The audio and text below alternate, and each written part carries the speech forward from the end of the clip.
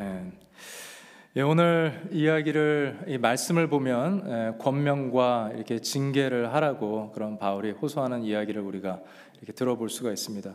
참 불편하죠. 권면을 내가 왜 해야 돼? 저 사람 잘못하고 있는 걸 내가 굳이 왜 해야 돼? 저 사람이 알아서 신앙생활 하는데 그리고 교회에 어떤 일이 갑자기 막 발생을 했어요. 그러면은 거기에 대해서 징계를 하고 또 어떻게 치리를 해야 되는데 참 그런 것들이 불편하고 쉽지는 않습니다. 특히 이 한국 문화에서는 어려운 것 같습니다. 오늘 우리가 이 말씀의 주제를 통해서 우리에게 권면과 징계가 어떻게 필요한지, 또 교회에 어떻게 유익한지, 또 우리가 왜 해야 되는지 우리가 함께 이렇게 말씀 보도록 하겠습니다. 자, 1절을 보니까요, 참 황당한 그런 이야기 하나가 들려옵니다. 어떤 사람이 아버지의 아내와 근친상간을 했다라는 거예요. 이런 말도 안 되는, 세상에도 이방인 중에서도 없는 그러한 일들이 너희 형제 중에서, 너희 성도들 안에서, 그 세상 밖이, 교회 밖이 아니라 교회 안에서 이런 죄를 가진 사람을 그냥 허용하고 있고 아무도 말해주지 않고 있다라는 것. 그래서 이 말도 안 되는 일에 대해서 바울이 이걸 적으면서 저는 계속 여러 번 반복해서 읽을 때 바울이 이렇게 분노하면서 거룩한 분노를 가지고 이 편지를, 이 5장을 쓰지 않았겠나 그런 생각을 하게 되어집니다. 근데 바울이 이러한 음행, 이러한 근친상간, 세상에도 없는 그런 죄, 여기에 대해서 정말 화가 난 것도 있지만 바울이 정말 화가 났던 것은 이런 말도 안 되는 죄를 지은 것을 향하여서 화를 냈던 것이 아니라 이제 2절에 바울이 왜 화를 냈는지 거기에 대해서 말하고 있죠. 바울이 정말 화났던 것은 교회가, 성도가 서로 친하고 그리스도 안에서 형제라고 우리가 부르는 사람들끼리, 서로 자매라고, 이제 우리가 그리스도의 보혈을 통하여서 구원받았고 우리는 그 안에서 새 사람 됐고 우리는 이제 가족이야, 너와 내가 이제 영적인 가족이야 라고 하면서 어떻게 이런 일이 일어나는 그런 상황 속에서 이 사람에게 아무 말도 해주지 않냐, 어떻게 권면도 해주지 않냐, 어떻게 충고도 해주지 않냐, 어떻게 징계도 하지 않냐라는 것에 대해서 바울은 더 화가 난 것을 우리가 말씀을 쭉 읽어가면서 느낄 수 있습니다. 자, 2절을 보면은 그리하고도 너희가 오히려 교만해졌다고 말하고 있죠. 오히려 교만이래요. 말을 하는 게 교만 같잖아요. 우리는 가서 말을 할 때 상대방이 야, 네가 뭔데 나한테 정죄를 해, 네가 뭔데 나한테 판단을 해. 그래서 내가 말할 때 내가 교만해진다고 우리는 생각을 하는데, 오히려 성경은 그 아무 태도도 취하지 않는 것, 이 일에서 아무 반응도 하지 않고 될 대로 되라지, 아니면은 교회가 해야 되는 일에 대한 책임감에 대해서 아무 내가 손도 하나 까딱하지 않는 그 행동이 교만한 행동이라고 바울은 말하고 있습니다. 교만해져서 너희가 아무것도 하지 않는구나, 아무 말도 하지 않는구나.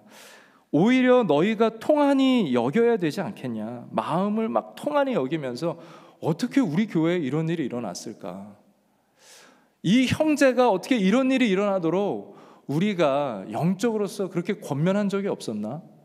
우리가 그만큼 진리에 대해서 보여주지 못했나? 우리 교회가 복음적이지 않았나? 그런 생각을 한 번도 하지 않고 어떻게 통한이 여기지 않냐라고 바울은 고린도 교회에게 말하고 있습니다. 근데 바울이 이 말을 하는 거는요, 고린도에 있는 장로들이여 들으십시오, 당신들이 어떻게 징계를 하지 않습니까? 치리를 하지 않습니까?를 말하는 것이 아니고, 목사여 목자여 들으십시오라고 말하는 것이 아닙니다. 성도들에게 말하고 있는 거예요. 고린도 교회 성도님들에게 말하고 있는 바울의 이 편지를 우리가 함께 보고 있는 겁니다. 통한이 여겨야 된다, 교만해져서는 안 된다. 그 일을 행한 자를 너희 중에서 쫓아내지 아니하였느냐, 당연히 징계를 하지 않았었어야겠냐, 징계를 했었어야 됐다.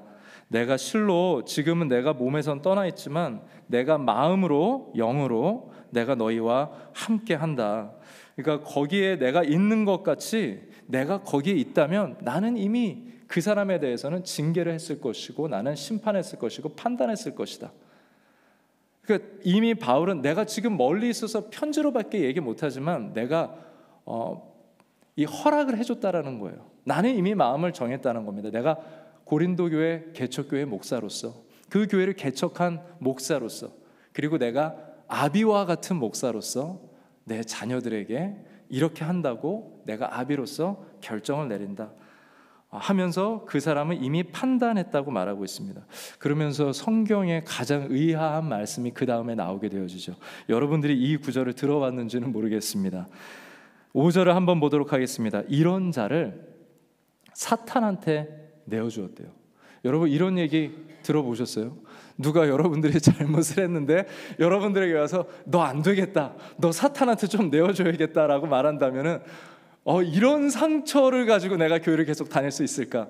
굉장히 마음이 어렵고 번뇌스럽고 힘들 것 같습니다. 근데 바울은 이 얘기를 그냥 편지에다가, 지워지지 않는 편지에다가 적어버립니다. 내가 이런 자를 사탄한테 내어줘야겠다라고 이야기를 하고 있어요.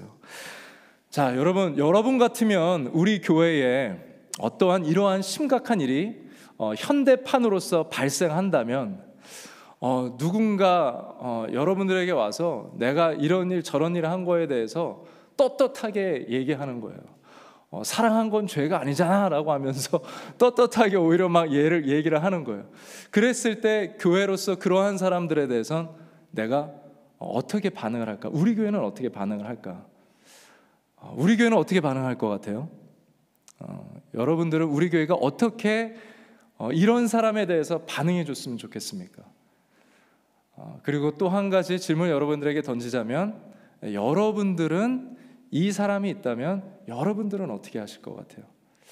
그냥 나는 내가 저 사람한테 나아가서 괜히 문제 일으키고 싶지 않다, 괜히 더 연루되고 싶지 않다, 이런 마음이 있는지, 아니면 야 정말 우리 교회 이렇게 돼서는 안 되겠다, 나라도 지도자가 나가지 않는다면 나라도 가서 해야겠다, 그런 마음이 있는지.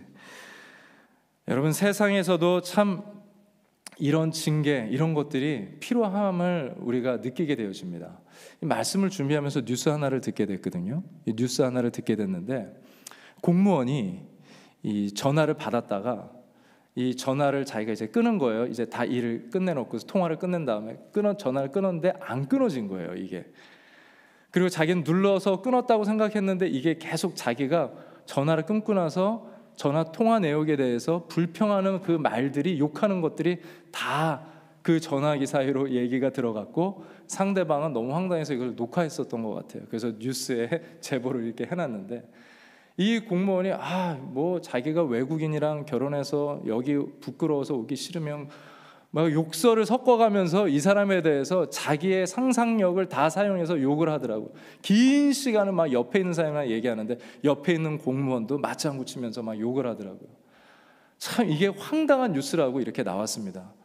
공무원으로서 거기에 대한 책임, 징계, 이런 것들이 필요한 부분이죠. 근데 그 뉴스가 내용이 거기까지가 반이었고 나머지 반은 뭐냐면은 그 다음에는 어떻게 그 위에 있는 리더들이 이 공무원에게 제대로 징계를 하지 않았냐가 그 뉴스의 포인트였어요. 그러니까 어떻게 이런 일이 일어났으면, 그 사람이 공무원인데 공무원이 이런 실수를 하면 거기에 대해서 그냥 뭐라고 말하고 끝나는 것이 아니라 법적으로라든지 공적으로라든지 징계를 해야 되지 않겠냐라는 것이 그 나머지 뉴스의 반의 내용이었습니다. 세상에서도요, 징계는요, 질서를 잡아주고 책임에 대해서 묻게 되어지는 것을 보게 되어집니다. 그런데 우리가 때로는 잘못 은혜를 강조하다가, 때로는 잘못 사랑을 강조하다가, 우리가 징계를 하지 않고 권면을 하지 않고 그냥 때로는 잘못된 사랑으로서 그냥 그 사람을 내버려 두면서 그냥 하나님이 저 사람에 대해서 어떻게 하겠지라고 생각할 때가 있어요. 근데 그것은 진짜 사랑이 아니라는 겁니다. 제가 어렸을 때 한 물건을 친구들과 계획을 만들어 가지고 정말 영악했던 것 같아요. 그냥 악한 거죠. 영악했다기보다 계획을 짜가지고 물건을 훔쳤습니다. 근데 그게 이제 이제 저도 들키고 아버지의 교회도 들어가게 된 거예요. 그날 저는 요한계시록의 심판을 경험하게 됐습니다. 아버지가 장로님이시지만 얼마나 무섭게 혼을 내시는지 그때 정말 인생에 남을 정도로 어렸을 때 몇몇 사건 기억나지 않지만 그 사건은 잊을 수 없는 사건이었습니다. 근데 그렇게 아버지가 저를 혼내서 버릇을 확 고쳐놨죠. 그리고 나서 제 친구가 야 이번에 한번 이렇게 우리 한번 해볼까 라고 했을 때 그냥 어려서 아무것도 모른다고 그냥 개념 없이 그 일을 따라가는 것이 아니라 아버지가 혼쭐을 냈기 때문에 제가 그것을 생각하면서 난 절대 안 해 그렇게 반응을 하겠죠. 아버지가 저를 징계해 주셨기 때문에, 아버지가 제 잘못에 대해서 그것을 확실하게 얘기해 주셨기 때문에, 제 친구 그리고 건너편 동네 사는 애 똑같은 일을 했다 그러면은 아버지는 거기에 대해서 찾아가서 그 아이 멱살 잡고 막 저에게 혼내듯이 그렇게 혼내진 않으셨을 거예요. 근데 사랑하는 자식이 이렇게 잘못된 길로 가고 있고 분명히 이 길로 가면 안 되는데 이 길로 가야 되는데 저 길로 가니까 당연히 붙잡고 끌어와서 이 길로 가야 된다라고 징계를 해서라도 혼내시면서도 그 바른 길로 갈 수 있도록 모든 부모는 사랑으로서 그렇게 권면을 하고 징계를 하게 됩니다. 바울이 말하는 것이 바로 이겁니다. 5절을 보게 되어지면은 우리가 읽었을 때는 그냥 무심코 참 살벌하다 그렇게 들려지긴 하지만 이런 자를 사탄에게 내어주었다는 것은요 정말 한번 혼나봐라. 교회 밖에 내쫓아서 정말 너가 지금 전혀 죄에 대해서 깨닫지 못하고 있는데 한번 네가 밖에 나아가서 너가 이렇게 퇴출되어야 되는 자이고 너는 교회 치리를 받아야 되는 자임을 한번 깨달아서 너의 육신은 나가게 되어지지만 그래도 어떻게 해서든 네가 예수 그리스도의 날에서는 구원을 받는 자가 됐으면 좋겠다. 그러니까 이 사람을 그냥 내 감정이 어떻게 괘씸하게 내 교회를, 우리 성도들이 얼마나 귀한데 그래서 인간적으로 인본주의적으로 말하는 것이 아니라 이 교회의 거룩함을 깨지만 이 교회는 지켜야 되고 거기에 대해서 징계를 하면서 이 사람도 마지막까지 코너에 몰아서 징계를 줘서 회개하도록 도와줘야겠다라는 바울의 선한 의도를 또 믿음의 의도, 영적인 의도를 볼 수가 있습니다. 요한계시록에 저의 아버지가 저에게 했던 거 그리고 바울이 이 사람에게 했던 그 모습을 또 우리가 볼 수가 있습니다. 계시록 3장 19절 말씀입니다. 물은 내가 사랑하는 자를 위해서 책망하여 징계한다고 말하고 있죠. 요한계시록 3장 19절 말씀 드렸는데 한번 요한계시록 찾으시면 됩니다. 사랑하는 자를 위해서 내가 책망한다고 말하고 있어요. 사랑한다. 책망한다는 것은요 사랑을 한다라는 겁니다. 책망을 안 한다는 것은 어떻게 보면 이 구절로 해석하자면 사랑을 안 하는 거죠. 우리가 사랑할수록 그 사람을 아낄수록 회개할 수 있도록 징계도 해줘야 된다는 거예요. 그러므로 너가 신앙적으로 열심 내라. 그리고 너가 회개를 해라라고 회개하라라고 이 계시록에서 분명히 말해주고 있습니다. 사랑할수록 그 사람을 위한다면 권면하고 우리는 충고를 줘야 됩니다. 제가 예전에 사역을 하면서 우리 교회로 치자면은 셀그룹 리더 같은 포지션에 있었던 친구가 있었어요. 그 스몰그룹 리더였었는데 스몰그룹 리더는 우리는 함께 서역을 하고 시작을 했습니다. 술하지 않겠습니다. 안 좋은 곳에 가지 않겠습니다. 왜냐하면은 적어도 이 바운드리로 묶어놔서 마음대로 잘못된 자유를 가지고 리더는 책임감 가지고 살아야 되기 때문에 신앙생활을 해야 되기 때문에 섬기는 동안만은 거룩을 함께 추구하자라는 그런 의도로 우리가 얘기를 했습니다. 근데 한 친구가 술에 만취를 해서 K타운을 막 누비고 돌아다니는 거예요. 그거를 한 성도가 발견을 했습니다. 그 성도가 발견을 하고 그것이 건너 제 귀에도 들어온 거예요. 제가 어떻게 해요? 우리가 서약을 했고 리더들도 이제 몇 명은 알고 있고 우리 성도들 몇 명도 알고 있고 사람이 알고 있기 때문에도 그렇지만 정말 이 친구에 대해서 우리가 함께 서약한 것에 약속한 것에 언약한 것에 대해서 책임을 지기로 했습니다. 근데 그 친구를 한번 불러내서 제가 얘기를 했어요. 근데 얘기를 하는데 저도 기도를 준비하고 얘기를 하는데 하나님이 참 신기하게 너무나 감동을 많이 주시더라고요. 이 친구가 너무 고귀하고 이 친구가 실수를 했지만 이 친구를 하나님이 붙잡고 계시고 사용하는 자이고 하나님이 이 친구를 변화시키는 그런 과정 중에 있다라는 확신을 너무나 크게 주시더라고요. 그래서 그 친구에게 하나님 주신 그 감동과 함께 잘 이야기를 해줬습니다. 그래서 그 친구한테 얘기를 하고 그 친구가 참 감사하게도 제가 내린 징계의 내용을 잘 받아들였어요. 한 달 동안은 셀리더로 있지 않겠습니다. 그래서 갑자기 그 친구가 인도를 하지 못하니까 셀원들이 얼마나 황당하게 그 모임에서 보겠어요. 왜 인도 안 하세요? 그랬을 때 제가 이런 실수를 해서 한 달 동안 징계를 받고 있습니다. 그 얘기하는 게 사실 교회에서 얼마나 시험거리고 얼마나 어려운 거예요. 근데 그 친구가 제 얘기를 받아들이고 거기에 대한 책임을 매주 한 주 한 주 감당을 해 나가더라고요. 그리고 그 친구가 나중에 이 모든 징계의 과정을 끝내고요, 귀하게 잘 회복이 됐습니다. 어떻게 죄를 우리가 다스려야 하는지, 감당해야 되는지 리더들 사이에 오히려 모델이 됐습니다. 그리고 어떻게 이러한 일들이 있었을 때 리더가 어떻게 책임을 져야 하는지, 징계를 잘 감당해야 되는지 또 거기에 대한 모델이 되기도 했습니다. 근데 한국 문화에서는 참 이러기가 쉽지는 않아요. 하지만 우리가 믿음으로 정말 사람을 생각해서 사랑해서 하나님이 사랑하는 자를 우리가 믿고 그 안에서 권면한다면, 징계까지라도 한다면 그것은 그 사람에게 반드시 유익하게 돌아올 것입니다. 자, 바울은 반드시 사랑하면 교회는 우리가 서로 같이 권면해야 된다고 말하고요. 이제 바울은 교회 생명은 거룩이기 때문에 우리가 서로 또 권면해야 된다라고 말하고 있습니다. 자, 교회 생명은요, 거룩입니다. 목회자가 교회의 생명이 아니에요. 어떤 당회의 우리 장로님들이 교회 생명이 아닙니다. 우리 성도의 우리 찬양팀의 멋진 찬양, 그게 교회의 생명이 될 수 없고요. 교육의 멋진 프로그램이 교회의 생명이 아닙니다. 그런데 많은 교회가, 저도 가끔 이렇게 정신줄을 놓게 되어지면은 교회의 생명이 다른 곳이라고 생각하고 정말 그거 붙잡으려고 노력하면서 살 때가 많습니다. 한국에는요, 지금 주일학교가 60%가 사라졌습니다. 그리고 앞으로는 더 심각하게 사라지게 될 것이고, 앞으로는 몇몇 교회 빼고는 전부 다 주일학교는 사라지게 될 전망으로서 우리가 보고 있습니다.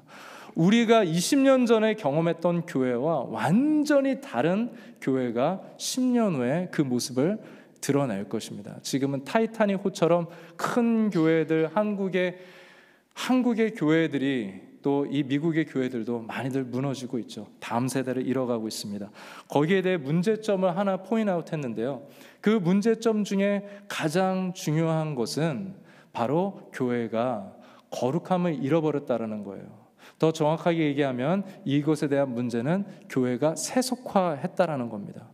교회가 세상을 닮아갔다는 것이고요, 세상 방법으로서 운영했다라는 것이고, 교회가 기도하지 않았다, 설교를 잘 못했다, 프로그램을 운영하지 못했다, 교회가 세련되지 못했다, 교회가 좀 이렇게 저렇게 잘하지 못했다, 그것 때문에 교회가 이런 형편이 된 것이 아니라, 교회가 지금 이렇게 위험한 상황까지 된 것은 교회가 세상의 방법대로 그 고스란히 따라갔다는 거예요.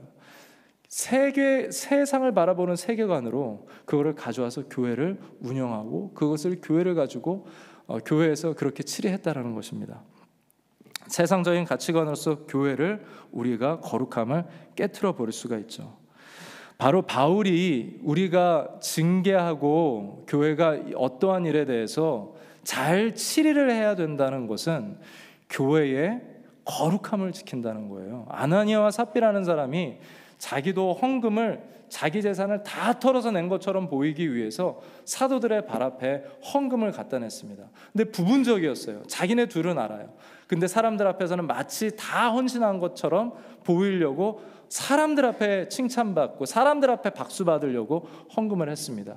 성령님께서 교회의 거룩함을 지키기 위해서 그 사람은 바로 그 자리에서 즉사하게 되어지죠.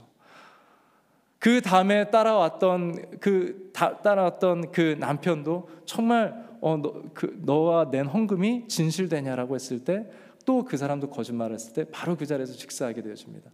이러한 일들이 교회에 일어났을 때 하나님은 왜 이렇게 무서워? 그게 아니라 성경이 그 본문을 가지고 우리에게 말씀해 주는 건 교회는 거룩해야 된다. 특히 교회를 만들어가는 과정 중에서, 교회의 블루프린트를, 청사진을 만들어가는 과정 중에서 그 일이 일어났을 때 성령님은 마치 예전에 이 언약궤가 흔들렸을 때 손을 댔던 그 사건 속에 그 사람이 그 자리에서 죽었던 것처럼, 바로 아나니아 삽비라도 하나님의 성전에 대해서 아무렇게나 거룩함에 대해서 손을 댔다가 이런 일이 일어났었죠.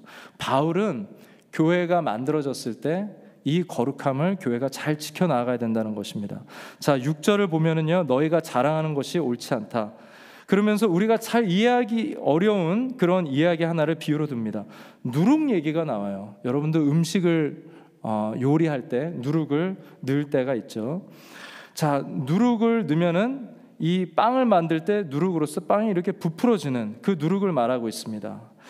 자, 7절을 보면 너희가 누룩이 없는 자라는 거예요.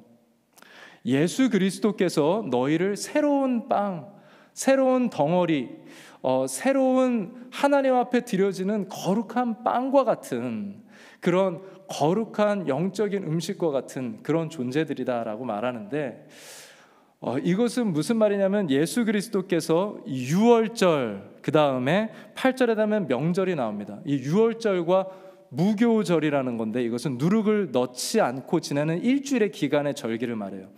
예수님이 죽어주신 그 날을 통하여서 무교절을 일주일 동안 지켰습니다. 근데 바울이 얘기하는 것이 이겁니다. 유대인들이 있고 이것을 이해하는 사람들이 있었던 것 같아요. 자, 너네들이 절기를 보면서 한번 일어났던 사건을 생각해 보길 바란다. 예수 그리스도께서 유월절에 너희들을 위해서 보혈을 흘려주시고, 예수 그리스도께서 교회를 만들기 위해서는 십자가에서 몸이 찢기셨다. 그리고 너희가 예수 그리스도의 몸이 됐다라고 하면서 그리스도의 죽으심을 통하여서 우리는 새롭게 된 사람들이라고 얘기를 하고 있어요.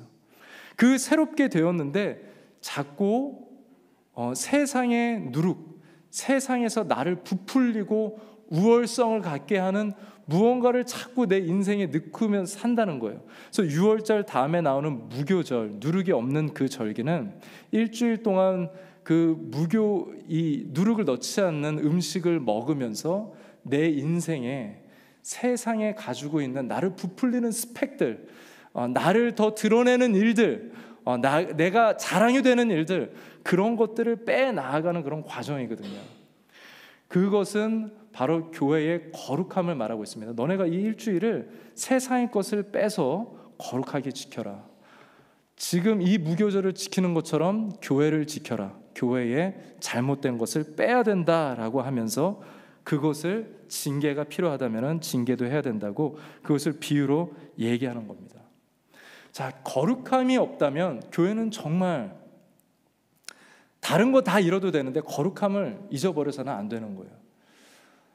여러분들이 가장 중요하게 생각하는 게 뭔지 모르겠지만 우리는 그 거룩함, 정결함, 깨끗함, 그것을 우리는 오늘 이 유월절과 무교절 말씀처럼 우리는 지닐 수 있어야 됩니다.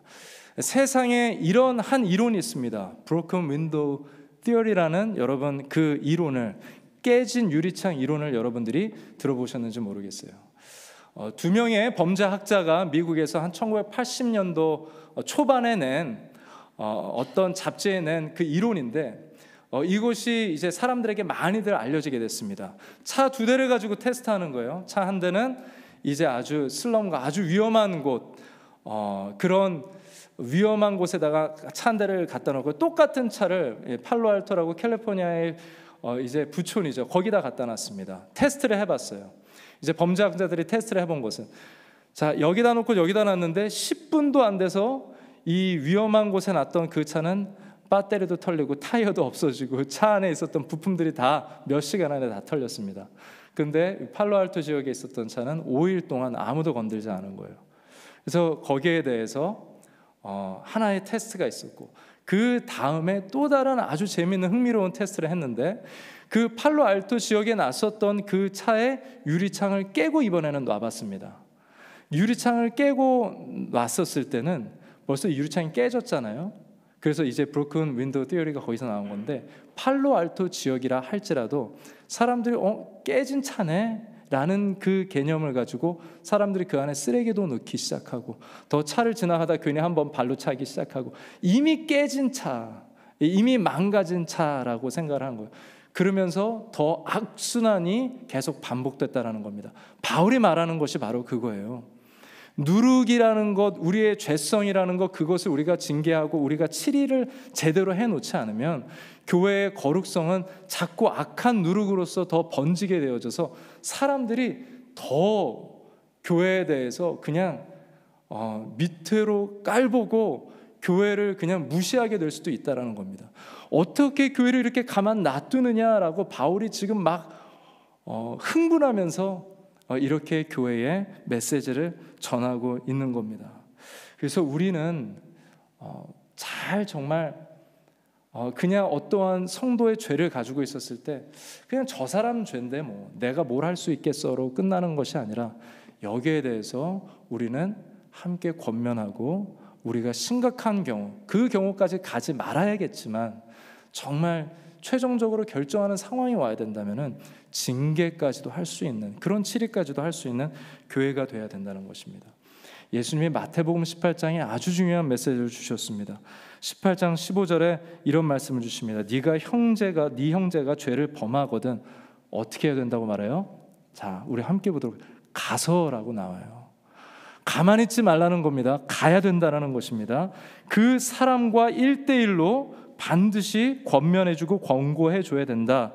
왜? 그렇게 해야만 형제를 얻을 수 있다라는 거예요. 가만히 있고 그냥 나 혼자 신앙생활하고 교회의 하나됨을 위해서 기도하지만 그냥 교회 어떤 일이 일어나면 나 몰라라 한다는 것은, 절대 하나님이 우리가 100만 번 유니티를 위해서 기도해도 교회는 유니티가, 하나됨이 이루어질 수 없다는 겁니다. 가서 얘기해야 돼요. 우리는 얘기해야 될 때 겸손히 얘기해야 됩니다. 어떤 한 성도, 우리 교회에 있는 한 성도의 얘기를 제가 들은 적이 있습니다. 건너 이렇게 듣게 되었는데, 한 분에게 좀 이런 권면을 해야 되는 전화를 드려야 될 때가 기회가 있었었나 봐요. 그래서 전화로 해야겠다. 근데 전화하기 전에 이분이 기도를 하고 전화를 했다고 그래요. 참 정말 지혜롭고 믿음의 권면이었던 것 같습니다. 누구에게 말을 했을 때 내 힘으로 하지 않고 내 뜻으로 하지 않고 기도하고 한다라는 거. 그래서 우리는 권면도 해야 되지만 그 권면 우리 먼저 기도로 할 수 있어야 하고요. 그리고 우리는 단둘이 이야기를 했을 때 우리도 모르게 인간은 자꾸 얘기하다 보면 내가 더 위에 있는 사람처럼 얘기할 수 있어요. 많이 들어주는 것도 중요합니다. 권면한다는 것은 계속 말로만 수정해주고 너 이렇게 해야지 저렇게 해야지 단번에 오늘 만남에서 다 모든 것을 끝내는 것이 아니라, 어떤 문제를 우리가 다룰 때 2년이 걸릴 수 있고 그 죄는 5년, 10년 이상도 될 수가 있습니다. 하지만 들어줬을 때, 상대방의 마음을 들어줬을 때, 그 짐을 같이 들어줬을 때 그 상대방은 오히려 더 중요한 얘기를 말했던 것보다도 더 훌륭한 얘기를 들은 것처럼, 자신이 말하는 것을 들어준다는 것은 정말 가장 좋은 카운셀링 중에 하나입니다. 그래서 여러분들이 잘 들어주면서 또 믿음으로써 말씀으로 권면해 줄 수 있는 여러분들이 되기를 바랍니다. 그래서 죄를 막 들추는 것이 아니라 여러분들이 지혜롭게 잘 권면해 주시는 그런 사람들이 되길 바랍니다. 예수님이요, 이렇게 해도 안 듣는 사람들이 있대요.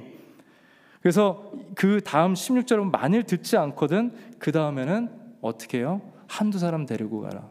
여러분들은 이거 어떻게 적용해 볼 수 있을 것 같아요? 한두 사람을 데리고 가라. 그냥 난 배우자가 있으니까 배우자 데리고 가는 거, 그것이 아니고요. 우리 교회 같은 경우는 저는 이렇게 생각해 봤어요.